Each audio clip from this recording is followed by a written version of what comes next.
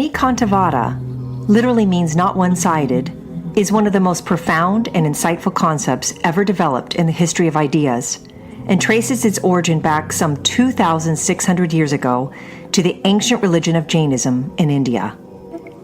Anekantavada, though sometimes postulated as an intellectual extension of the Jain concept of Ahimsa, or nonviolence, is perhaps best understood as a process of seeing any person or event from multiple angles, and not closing oneself off to contrarian perspectives. Some have even argued that Anekantavada is a philosophical talisman to ward off dogmatic thinking or myopic fundamentalism. A beautiful illustration of the concept is captured in Jain literature by the story of 6 blind men and an elephant. By accessing different parts of the elephant's body, each blind man tries to deduce what he is touching. The blind man who feels a leg says the elephant is like a pillar. The one who feels the tail says the elephant is like a rope. The one who feels the trunk says the elephant is like a tree branch. The one who feels the ear says the elephant is like a hand fan. The one who feels the belly says the elephant is like a wall. And the one who feels the tusk says the elephant is like a solid pipe. The king, after listening to each of these blind men, explains to them, "All of you are right.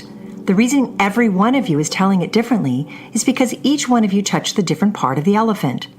So actually, the elephant has all the features you mentioned." Interestingly, Anekantavada is not a concept exclusive to Jainism, since it has appeared in various ways throughout human history. We find the idea sprinkled throughout literature, and it is the central theme in Tolstoy's famous short story, The Coffee House of Surat. Set in India, various individuals from different religions and cultural backgrounds debate the existence of God and his nature.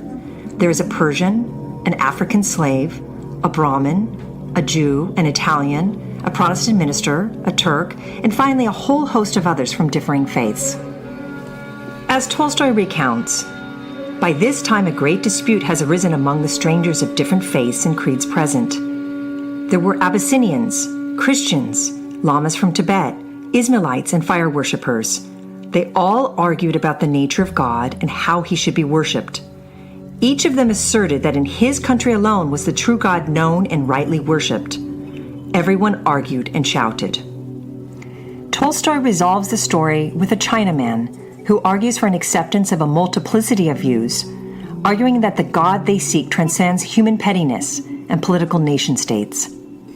Concludes Tolstoy, "So spoke the Chinaman, the student of Confucius, and all who were present in the coffee house were silent, and they disputed no more as to whose faith was the best." The implications of Anekantavada are also present in celebrated international films, such as the Japanese classic Rashomon.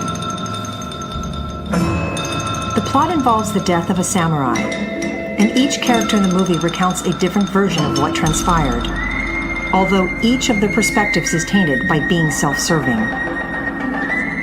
There is the wife's story, the bandit story, the samurai story, and the woodcutter story.